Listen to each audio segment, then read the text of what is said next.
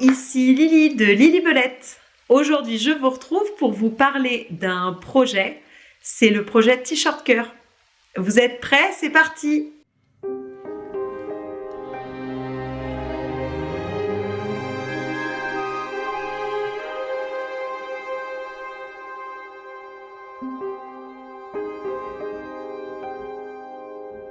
Le projet du t-shirt cœur a été commencé l'an dernier en cours d'année et à la base, le but c'était de le finir pour le 14 février 2025. Est-ce que ça s'est produit? Pas du tout.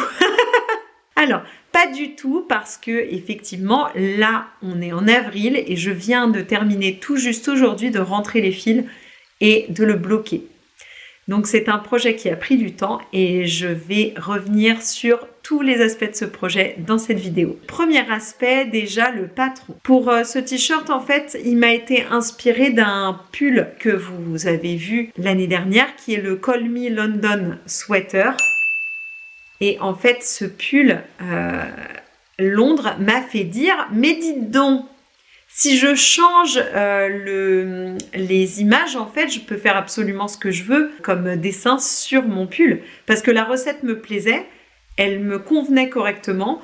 Par contre, je m'étais dit, je vais pouvoir peut-être en faire autre chose. Donc, j'ai fait le Call Me London Sweater qui me plaît énormément, que je porte tous les ans. Enfin, tous les ans, je l'ai fait l'an dernier, mais que j'ai porté beaucoup et que j'ai reporté cette année. Et ensuite, je me suis dit, je vais faire une déclinaison avec un diagramme plus simple, étant donné que je ne suis pas une designer de patron de tricot, mais j'ai quand même essayé de faire au mieux. Et donc, j'ai créé ma grille que je vais vous mettre. Donc ça, c'est une grille pour, en fait, un t-shirt top-down, c'est-à-dire qu'on part du col et on descend en fait le long des épaules. Et en fait, il n'y a pas de raglan. Les augmentations en fait se font tout autour du pull. On utilise ces augmentations pour augmenter la taille de nos cœurs petit à petit. Voilà, ça c'était la base de ce que je voulais faire. Et je voulais effectivement faire un jeu de couleurs pour avoir un dégradé. Pour ça, j'ai choisi un coton de chez Hobby Yarn qui en fait était vendu en dégradé de rose et donc ça m'allait parfaitement. Et en base, j'ai rajouté un beige. J'hésitais entre beige et blanc, mais en fait, je trouvais que le beige était plus doux, donc j'ai pris beige pour la couleur de fond. Je me suis un peu amusée, c'est pas la première fois que je le fais, mais à changer les couleurs des bords-côtes.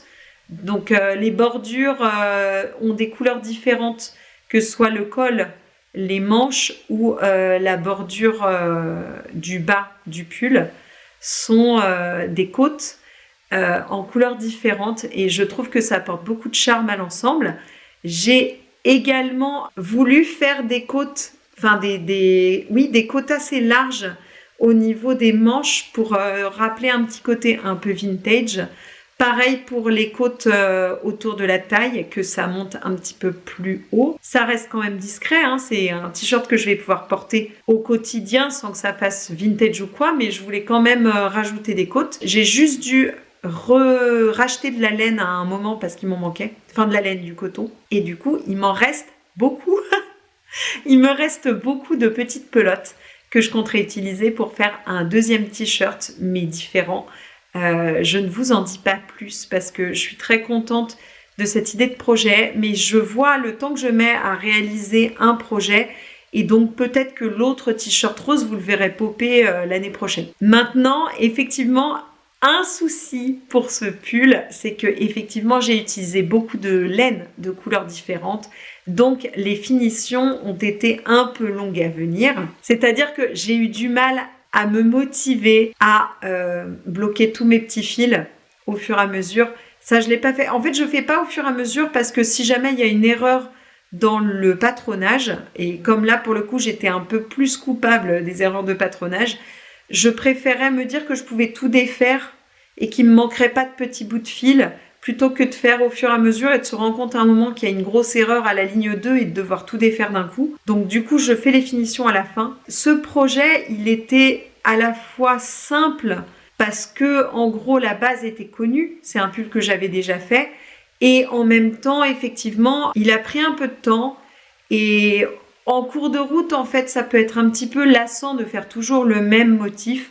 Donc c'est aussi ça qui m'a un peu mis dedans et qui a fait que j'ai fait passer d'autres projets avant. Mais je suis quand même très très contente de l'avoir et surtout pour cet été parce que je compte vraiment le rentabiliser à mort. Et du coup, je vous laisse avec quelques petits visuels de ce pull.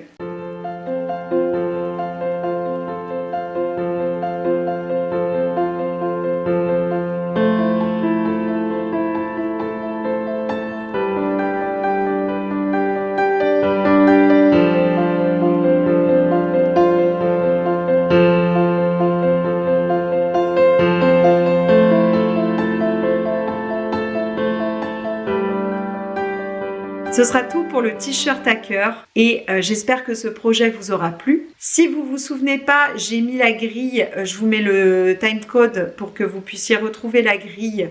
Donc vous pouvez faire un imprimé écran ou ce que vous voulez pour la voir si vous voulez faire le même.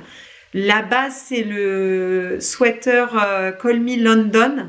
Je vous mets le nom de sa designeuse aussi. De mémoire, quand je l'ai téléchargé, il était gratuit. Et par contre, on pouvait donner une petite compensation à la designeuse sur Ko-fi, ce que moi j'ai fait personnellement. J'ai pas donné grand chose, mais je trouvais que pour le travail qui avait été fourni, ça méritait quand même quelque chose et j'étais contente de pouvoir lui donner. Mais à l'époque, il était gratuit, donc peut-être que vous pouvez retrouver la formule et réaliser un pull comme ça. Sinon, c'est aussi une méthode que j'ai employée avec un patron de drops, qui sont des patrons gratuits et en fait, une fois qu'on a la base, il suffit, entre guillemets, de changer le diagramme pour avoir ce qu'il faut. Voilà, je vous souhaite une bonne journée, une bonne soirée, une bonne matinée, une bonne soirée, comme j'ai dit. Je vous retrouve la semaine prochaine pour de nouvelles aventures tricotesques. Bisous!